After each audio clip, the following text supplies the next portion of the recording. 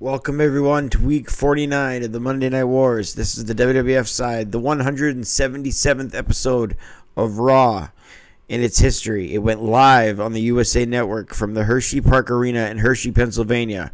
This was a rare live episode on September the 23rd, 1996, the night after Mind Games in your house. This is the 49th week of the Monday Night Wars. The ratings were 2.0 for Raw and 3.4 for Nitro. WCW wins for the 13th week in a row.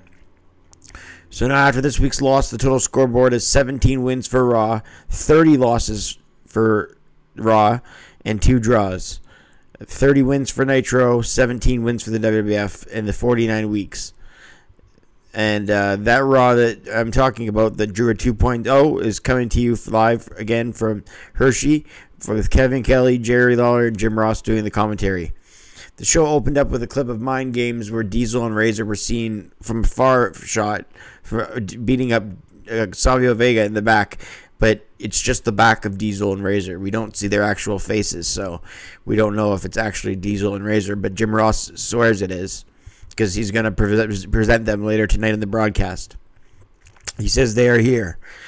We open the show up with the Intercontinental Title Tournament Finals. Pat Patterson, the first ever Intercontinental Champion, is the guest referee. Mr. Perfect, who's a two-time Intercontinental Champion, if not 3-time. And he's doing guest commentary. And the finals are Wildman Mark Merrow with Sable against Farouk Assad with Sonny. Farouk Assad hits an enziguri to Merrow. Farouk and Merrow exchange shots. Farouk clotheslines Merrow to the floor from over the ropes. Then Merrow comes back and they both exchange right hands on the outside.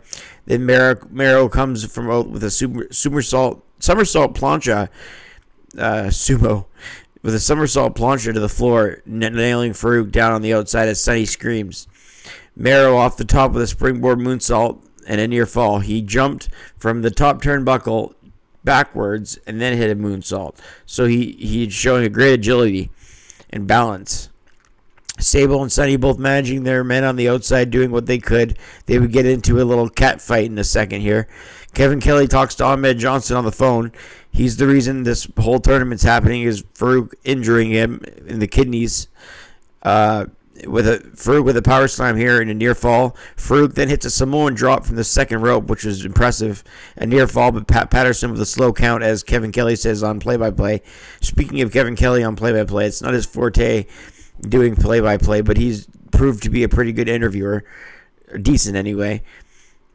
Merrow with a flying clothesline out of a headlock for a minute or two, but Farouk stood his ground and hit a power slam to Merrow to the mat. Merrow comes back with a shot at Farouk Assad, who has more power, and then they hit a double clothesline. Farouk gets the best of that. Then Sonny and Sable go at it on the outside. Patterson breaks it up. Sonny gets into a fight with Sable, and Patterson sends Sonny to the back. Sonny comes back with a black purse she throws into the ring. Patterson is in Sonny's face, so the purse is in the ring, and Mark Merrow picks up the purse and hits Farouk in the head with it, and it's a brick. It's a brick inside the purse, and Merrow hits Farouk with it, and in the end, Merrow gets the win after setting Farouk up for the wild thing in the corner, that 450 splash, right after he hit Farouk in the head with the brick that was in Sonny's black purse. Sonny shows the brick after the match to get the purse back. She has to dig the evidence out. And the Wildman wins and is the new Intercontinental Champion at 1450. Rated the match 2 stars. The Wildman thanks his Lord and Savior, Jesus Christ, then thanks Sable, and then all the fans. Jim Ross says, "What about me?" And he says, "Jim, you're a great guy." Then the things they were doing with Jim Ross were pretty strange. He was trying to get over as a heel character at the time. Slowly, but surely. Then they say Jeff Jarrett will be exposed next. So, because Jeff Jarrett is now in WCW again, they're exposing that the real Double J, who sang the song, is Jesse James.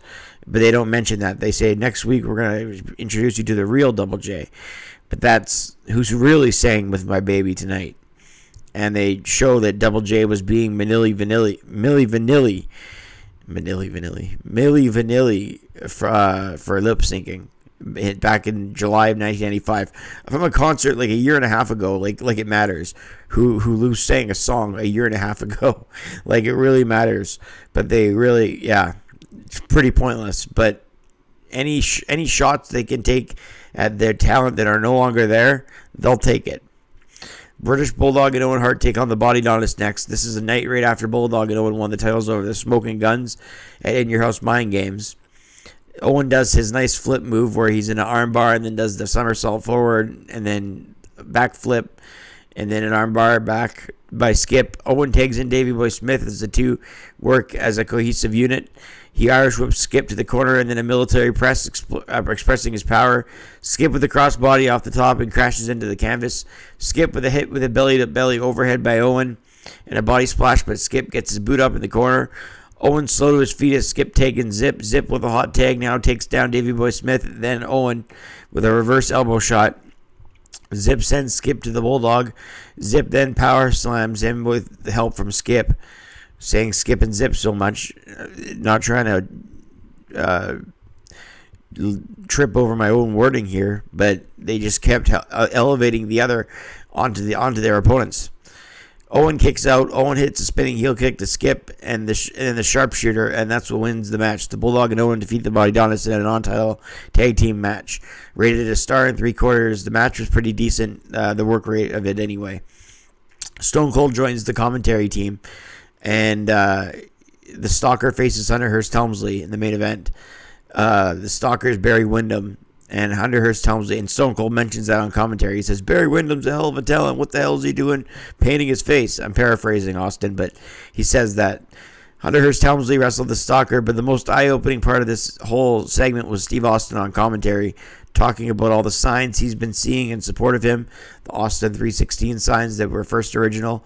See, so he obviously was trying to get heel heat here. He started to make fun of the fans who did this so he could gain more heel heat because he truly thought he was failing as a heel. Even though he was getting over, he still wanted to get booed. So the cheering... So he says that for fans that make Stone Cold signs, that it takes a lot of talent, doesn't it? That's how he said it. It takes a lot of talent to make Stone Cold signs, doesn't it? So Mr. Perfect comes to the ring and then takes Hunter Hurst Helsley's valet away like he's done so many times before. A jawbreaker by the Stalker and a power slam off the top get the Stalker the victory after Helmsley is distracted by Mr. Perfect taking one of his valets to the back, which gets a good response. A star and a quarter for that match between Barry Windham and Triple H. That does it for the matches portion of the show. The show closes with Jim Ross's great worked shoot promo when he was trying to close the show and get over as a heel. He talked about 2 times he was fired by Vince McMahon, and he calls McMahon the owner, which is rare for that time. Pretty rare for that to happen at that time of things, of current events. Jim Ross says his loyalty to the WWF is that he has no loyalty to the WWF, and the ECW fans who are in the crowd cheer. They're a small minority that you can see. This is in Hershey, Pennsylvania, which is close to Philadelphia. And earlier in the night, there was ECW chants, and there's signs. So you know what these fans, what breed they are. This episode scores a quality rating for me of 5 out of 10 because of the whole Razor Diesel thing had you guessing on the ridge. Oh, yeah, I guess I should get to that. By the way, Jim Ross, during that speech, he introduces the bad guy, Razor Ramon, and out comes a fake Razor Ramon, not Scott Hall, as Gorilla Monsoon said the week before. So a lot of fans were disappointed, but he did the whole hey man, and paraphrasing again. And then he did the pose with the pyro, and I guess we'll see more about Razor and Diesel next week, but it's not Scott Hall and Kevin Nash. So the show draws a quality rating of 5 out of 10 because the whole Razor Diesel thing had you guessing the whole night, and at least it had you a little bit suspicious. The Stone Cold on commentary was good. The Owen and the Bulldog Body Donnas match was good. Farouk and Mero was good. Everything else sucked. Pretty much. Everything else sucked. But those parts of the show were good. So I think a 5 out of 10 seems fair. Again, the cable rating wise, they drew a 2.0 to Nitro's 3.4. So they lost for the 13th week in a row. This didn't draw a big rating, even though they advertised the return of Diesel and Ramon, which shows how much power Nitro had at the time.